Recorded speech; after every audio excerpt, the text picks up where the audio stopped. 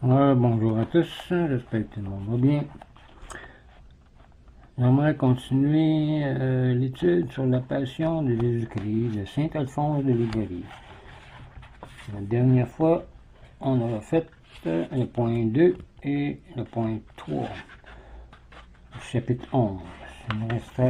Il nous restait seulement un point à faire, le point 4. Donc, au point 4, on va parler de confiance et amour envers Jésus-Christ. Donc, commençons avec un signe de croix. Au nom du Père, du Fils et du Saint-Esprit. Amen.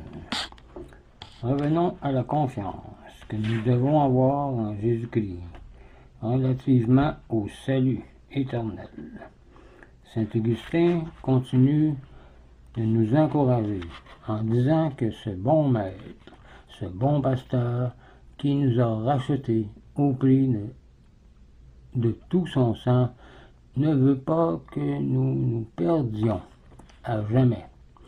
Si nos fautes nous séparent de Dieu et nous rendent dignes d'en être méprisés, notre Sauveur Jésus-Christ ne saurait mépriser le sang qu'il a répandu pour nous et sur le monde entier. Suivons donc avec confiance le conseil de la lettre aux Hébreux. Ne cessons point de courir, dit la lettre, par la patience dans la carrière qui nous est offerte par Jésus-Christ lui-même, notre maître, notre modèle, préférant à tout comme lui les souffrances et les humiliations, et persévérant jusqu'au dernier soupir. Voir Hébreux 12, verset 1, et ainsi de suite. Il nous servira peu d'avoir bien commencé si nous ne continuons pas jusqu'à la fin de la bonne façon. C'est par la patience et la persévérance que, dans le combat, que nous obtiendrons la victoire et la couronne promise aux vainqueurs, comme l'apôtre le dit, et Jésus-Christ l'affirme. Cette patience même sera pour nous une cuirasse qui nous protégera contre les traits de nos ennemis. Mais comment acquérons-nous cette vertu? En tenant constamment, durant la lutte, nos regards fixés sur Jésus crucifié. Voir Hébreux 12, verset 2. Qui, comme le remarque Saint Augustin et bien d'autres, a méprisé tous les biens de la terre pour nous apprendre à les mépriser et à ne pas s'attacher, et à ne pas chercher en eux notre bonheur, car le bonheur est en Dieu, mais qui a voulu, au contraire, souffrir tous les maux de ci-bas, pour nous apprendre à ne pas les craindre. Voilà pourquoi ce divin maître s'est soumis lui-même à toutes les misères de cette vie, à la pauvreté, à la faim, à la soif, aux faiblesses, aux ignominies, aux douleurs et jusqu'à la mort de la croix pour nous. Ensuite, par sa résurrection glorieuse, après 3 jours, comme il avait dit, il a voulu nous affermir contre la crainte de la mort, puisque si nous lui sommes fidèles jusqu'à notre dernier soupir, nous entrerons alors dans la vie éternelle qu'il a promise, qui est exempte de tous les maux et pleine de tous les biens, comme au début. C'est ce que signifient les paroles du texte sacré, où Jésus-Christ est appelé l'auteur et le consommateur de la foi. Voir Hébreux 12, verset 2. Encore. En effet, comme il est pour nous l'auteur de la foi, en nous enseignant ce que nous devons croire, et pratiquer, et en nous donnant la grâce nécessaire pour le croire. Il est aussi le consommateur de la foi, en nous promettant de nous faire jouir un jour de cette vie bienheureuse qu'il jouit, que maintenant il nous enseigne à croire. En effet, que nous soyons assurés de l'amour de ce divin Rédempteur nous porte et de la volonté qu'il a de nous sauver. Le passage de l'Écriture termine en nous rappelant ce qu'il a fait pour nous. Jésus, au lieu de la joie qui lui était proposée, endura une croix dont il méprisa l'infamie. Voir Hébreux 12, verset 2 encore. Saint Jean Chrysostome, expliquant ces dernières paroles, dit que Jésus-Christ pouvait nous sauver en menant sur la terre une vie douce et heureuse s'il aurait voulu. Mais pour nous rendre plus certains de son affection, il a préféré une vie pénible et une mort ignominieuse, au point d'être condamné comme un malfaiteur, lui qui est la pureté même, et de subir le supplice de la croix. Quel amour ce Jésus pour nous! Tâchons donc, ô âme reconnaissante, envers Jésus crucifié. Tâchons le reste de notre vie d'aimer autant que nous le pouvons notre aimable Rédempteur et de souffrir pour celui qui a daigné tant souffrir pour nous sauver. Supplions-le sans cesse de nous accorder le don de son saint amour. Quel bonheur pour nous si nous parvenons à avoir un ardent amour envers Jésus-Christ et une union intime. Un grand serviteur de Dieu, le vénérable Père Vincent Carafa, dans une lettre adressée à quelques jeunes gens zélés et pieux, s'exprimait ainsi: pour réformer toute notre vie, nous devons nous adonner entièrement à l'exercice de l'amour divin et à la dévotion.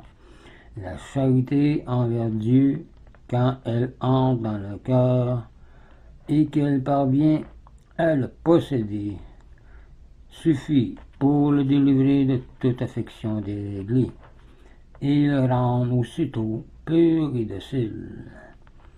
Comme c'est marqué dans Galates 5, si vous marchez selon l'esprit, vous n'accomplirez pas les désirs de la chair, mais vous aurez les désirs de l'esprit. Le cœur est pur, dit saint Augustin, lorsqu'il est vide de tout désir terrestre. Saint Bernard disait pareillement, et beaucoup d'autres aussi: celui qui aime Dieu ne souhaite pas autre chose que de l'aimer, car Dieu nous aime à la folie, et bannit de son cœur tout ce qui n'est pas Dieu. Et ainsi, un cœur vide devient un cœur plein de Dieu, c'est-à-dire rempli de Dieu, qui apporte avec lui tous les biens. Alors les choses terrestres, ne trouvant plus aucune place dans son cœur, même si on en a besoin, n'ont plus la force de l'entraîner. Quelle force peuvent avoir sur nous les plaisirs de la terre et de la chair, quand nous jouissons des consolations divines 100 fois meilleures? Vous pouvez aller voir Philippiens 4, versets 1 à 9. C'est marqué: la paix de Dieu qui surpasse tout gardera vos cœurs en Jésus-Christ.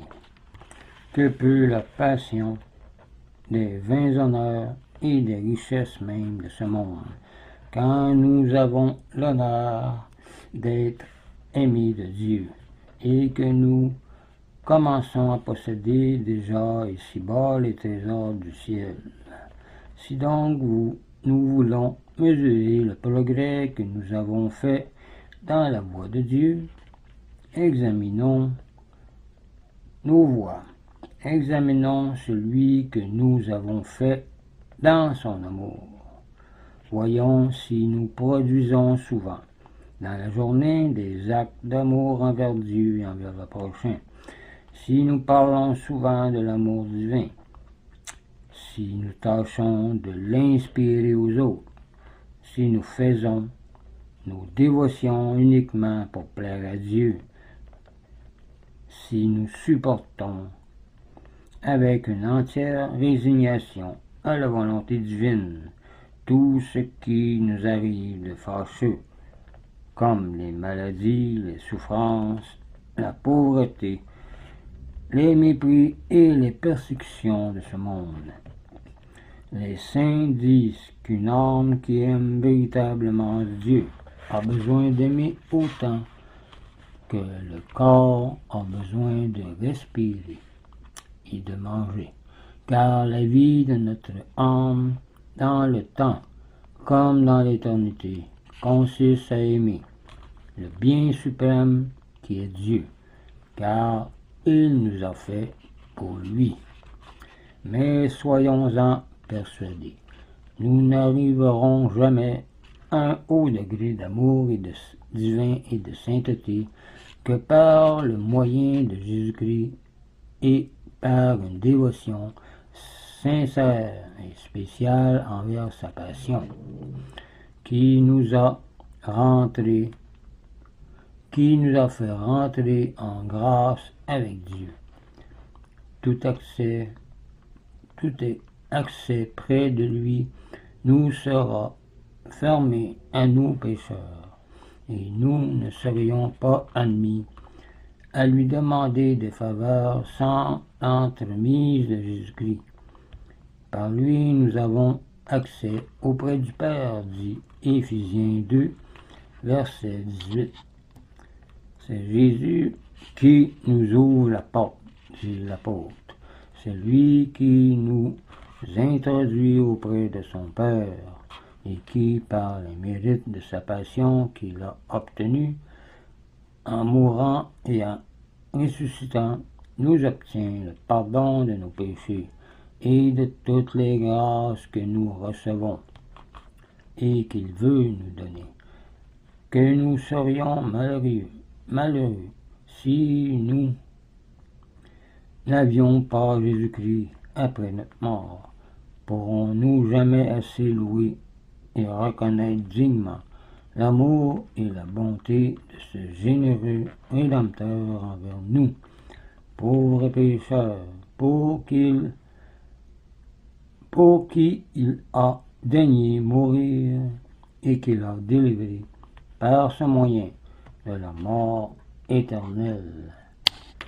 À peine trouverait-on quelques-uns qui consentit à mourir pour un homme juste, tandis que Jésus-Christ a bien voulu donner sa vie pour tous, pour nous, quand nous étions plongés dans l'iniquité et les ténèbres.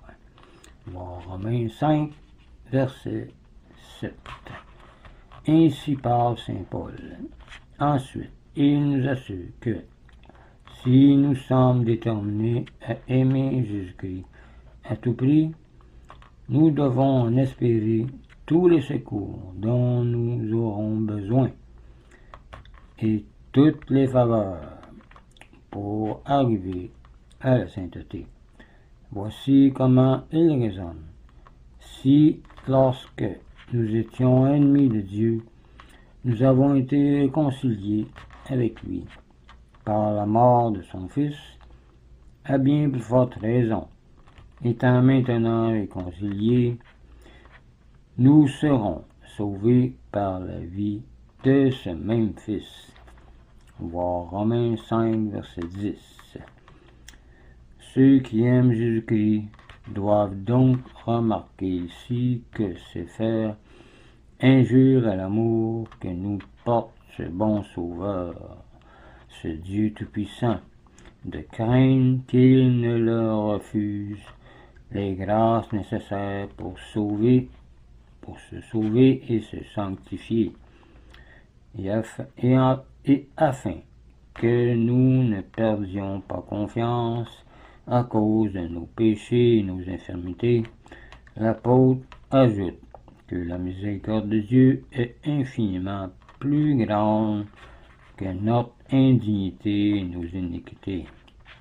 Par ces paroles, il veut nous faire entendre que nous recevons plus de bien du don de la grâce qui nous est acquise par la passion de notre Rédempteur, que le péché d'Adam ne nous a fait de mal, car les mérites de Jésus-Christ ont plus de pouvoir pour nous faire aimer de Dieu que n'en a eu le péché d'Adam pour nous en faire haïr.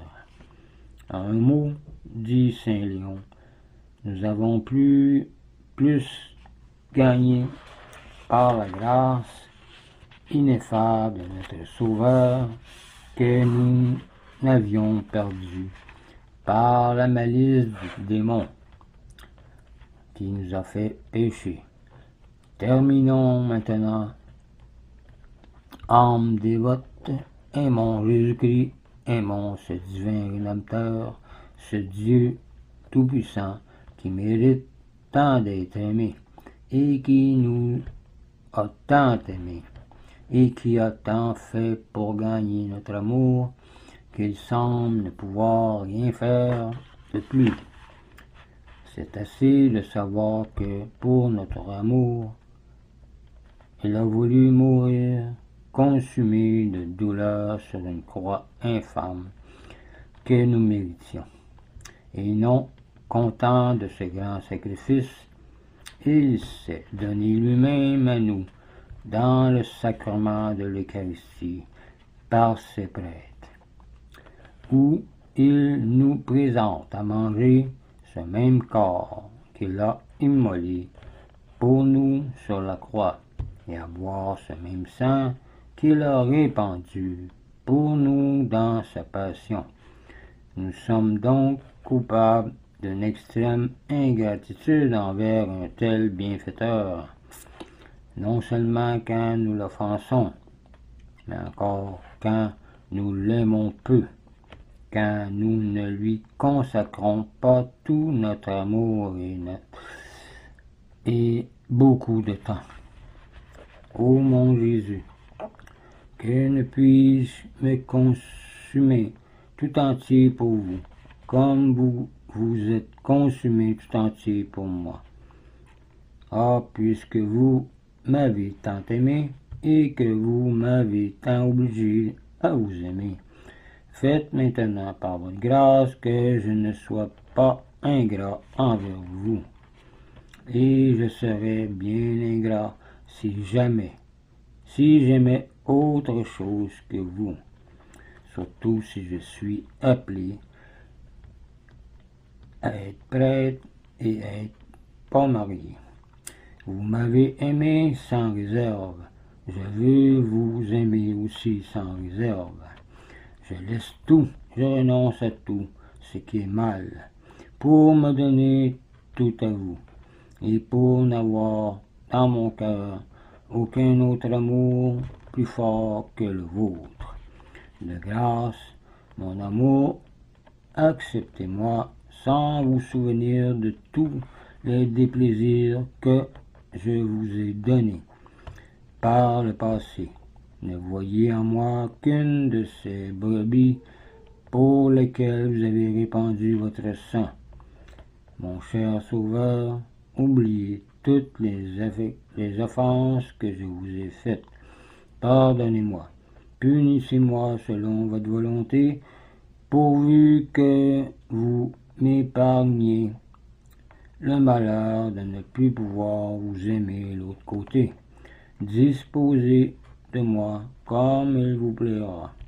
Privez-moi de tout si vous voulez, mais mon Jésus, ne me privez pas de vous, qui êtes mon unique bien, mon unique espérance. faites-moi connaître ce que vous demandez de moi.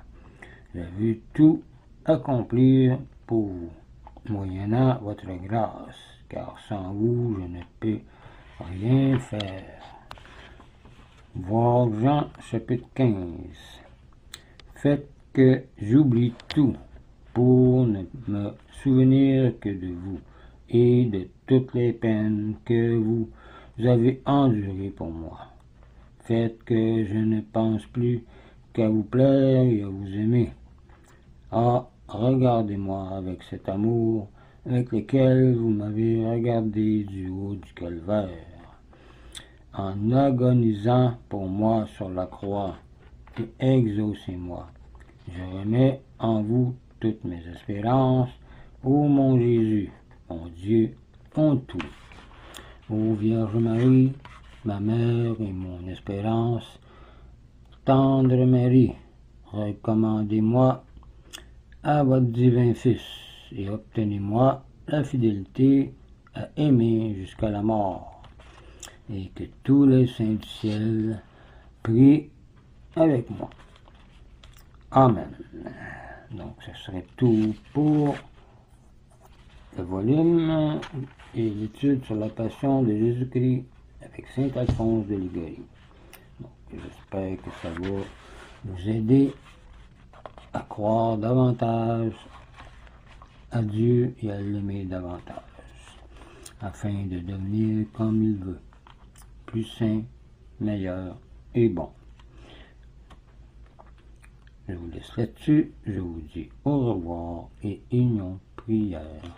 Et je finis par un signe de croix, au nom du Père, du Fils et du Saint-Esprit. Amen. Merci Seigneur Jésus.